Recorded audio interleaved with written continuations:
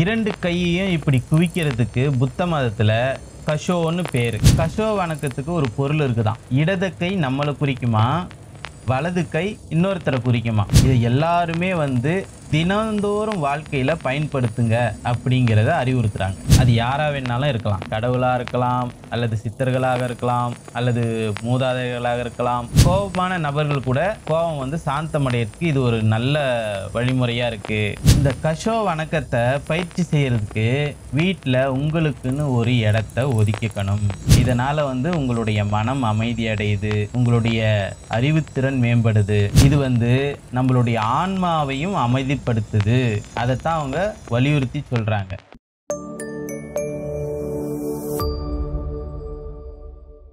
Hi நண்பர்களே, வணக்கம். எல்லாரும் எப்படி இருக்கீங்க?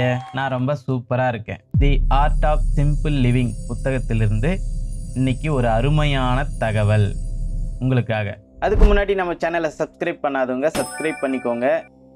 லைக் பண்ணுங்க, ஷேர் பண்ணுங்க, கமெண்ட் பண்ணுங்க. உங்களுடைய கருத்துக்களை மறக்காம தெரிவிங்க. உங்களோட ரெண்டு கையும்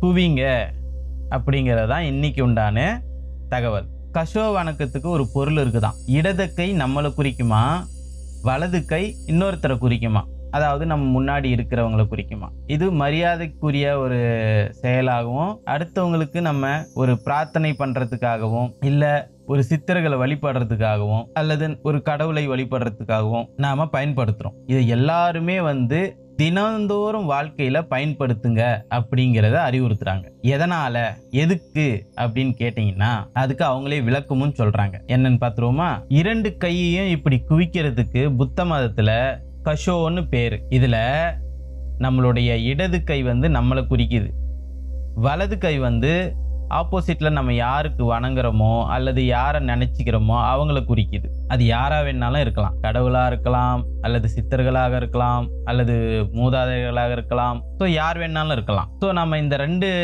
கையை குவிச்சு இந்த நிலையில இருக்கும்போது நம்மளோட மனம் அமைதி அடையுது. நம்ம இந்த இப்படி இருக்கிற நிலையில யாரையும் தாக்க மாட்டோம்.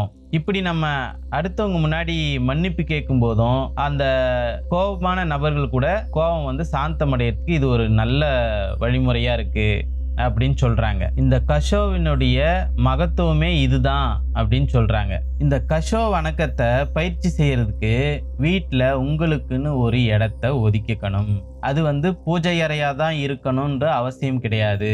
அது சாதாரண ஒரு மூளையா கூட இருக்கலாம். உங்களுக்குன்னு ஒரு தனி இடம் ஒதுக்கி வச்சுக்கிட்டு நீங்க இதை தினந்தோறும் பயிற்சி செய்யலாம்.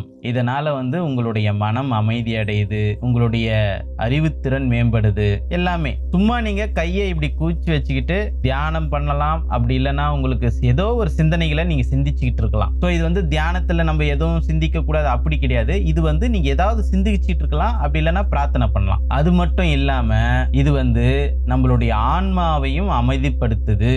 அதைத்தான் அவங்க வலியுறுத்தி சொல்றாங்க. என்ன நண்பர்களே, இந்த வீடியோ உங்களுக்கு பிடிச்சிருக்கும்னு நினைக்கிறேன். பிடிச்சிருந்தா லைக் பண்ணுங்க, ஷேர் பண்ணுங்க, சப்ஸ்கிரைப் பண்ணிக்கோங்க. மீண்டும் இது போல ஒரு வீடியோல உங்களை நான் சந்திக்கிறேன். நன்றி, வணக்கம்.